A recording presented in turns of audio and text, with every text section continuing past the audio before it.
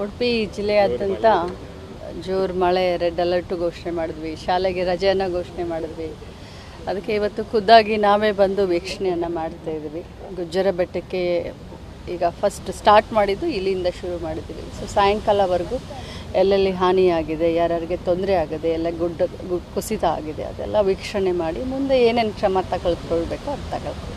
Madam, ಒಂದು ಕರಾವಳಿಯ ಮಳೆಗಾಲ ಒಂದು ಇಡೀ ದಿನ ಇದ್ದು ನೋಡಬೇಕಿತ್ತು ಮೇಡಮ್ ಅಂತ ಜನ ಹೇಳ್ತಾರೆ. ಇಲ್ಲಿ ಇರಬೇಕಿತ್ತು, ಭಾಳ ಒಳ್ಳೆ ಮಾತು. ಅವ್ರು ಇರು ಅಂತಂದರೆ ಇಲ್ಲೇ ಮನೆ ಮಾಡಿಲ್ಲ ಇದು ಬಿಡ್ಲಿಕ್ಕೆ ನಾನು ಹೇಳಿದ್ದೀನಿ. ಜವಾಬ್ದಾರಿಗಳೇ ಇದ್ದಾವೆ, ಸೆಷನ್ ನಡೆದಿದೆ. ಸೊ ಅಂಥದ್ರಲ್ಲೂ ಕೂಡ ನಾನು ಇವತ್ತು ಸಂಡೇ ಇದ್ದರೂ ಕೂಡ ನಾನು ನಮ್ಮ DC ಅವ್ರಿಗೆ, SP ಅವ್ರಿಗೆ ಇಲ್ಲ ನನಗೆ ಒಂದು ದಿನ ರಜೆ ಇದೆ, ಆದರೂ ನಾನು ಬರ್ತೀನಿ ಸ್ವಲ್ಪ ಅಂತ ಹೇಳಿ ನಾನು ಬಂದಿದ್ದೀನಿ. ಸೊ ಯಾವಾಗ ನನ್ನ ಅವಶ್ಯಕತೆ ಇದೆಯೋ ಖಂಡಿತವಾಗ್ಲೂ ಇರ್ತೀನಿ. ಬಟ್ 24/7 ನಮ್ಮ ಜಿಲ್ಲಾಡಳಿತ, ನಮ್ಮ ಸರ್ಕಾರ ಎಚ್ಚರವಾಗಿದ್ದುಕೊಂಡು ಈ ಒಂದು ಮಳೆಯ ಅವಾಂತರ ಏನು ನಡೀತಾ ಇದೆಯೋ ಇದು ಎಲ್ಲೂ ಏನದು ಯಾರಿಗೂ ತೊಂದರೆ ಆಗಬಾರ್ದು, ಪ್ರಾಣ ಹಾನಿಗಳಾಗಬಾರ್ದು ಅನ್ನೋಷ್ಟು ಮುನ್ನೆಚ್ಚರಿಕೆಯನ್ನು ನಾವು ತೆಗೆದುಕೊಂಡಿದ್ದೀವಿ.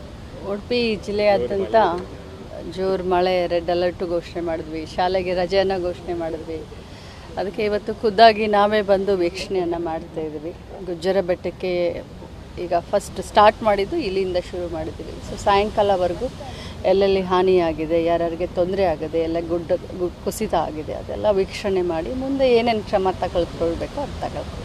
ಮೇಡಮ್, ಒಂದು ಕರಾವಳಿಯ ಮಳೆಗಾಲ ಒಂದು ಇಡೀ ದಿನ ಇದ್ದು ನೋಡಬೇಕಿತ್ತು ಮೇಡಮ್ ಅಂತ ಜನ ಹೇಳ್ತಾರೆ. ಇಲ್ಲಿ ಇರಬೇಕಿತ್ತು, ಭಾಳ ಒಳ್ಳೆ ಮಾತು. ಅವ್ರು ಇರು ಅಂತಂದರೆ ಇಲ್ಲೇ ಮನೆ ಮಾಡಿಲ್ಲ ಇದು ಬಿಡ್ಲಿಕ್ಕೆ ನಾನು ಹೇಳಿದ್ದೀನಿ. ಜವಾಬ್ದಾರಿಗಳೇ ಇದ್ದಾವೆ, ಸೆಷನ್ ನಡೆದಿದೆ. ಸೊ ಅಂಥದ್ರಲ್ಲೂ ಕೂಡ ನಾನು ಇವತ್ತು ಸಂಡೇ ಇದ್ದರೂ ಕೂಡ ನಾನು ನಮ್ಮ DC ಅವ್ರಿಗೆ, SP ಅವ್ರಿಗೆ ಇಲ್ಲ ನನಗೆ ಒಂದು ದಿನ ರಜೆ ಇದೆ, ಆದರೂ ನಾನು ಬರ್ತೀನಿ ಸ್ವಲ್ಪ ಅಂತ ಹೇಳಿ ನಾನು ಬಂದಿದ್ದೀನಿ.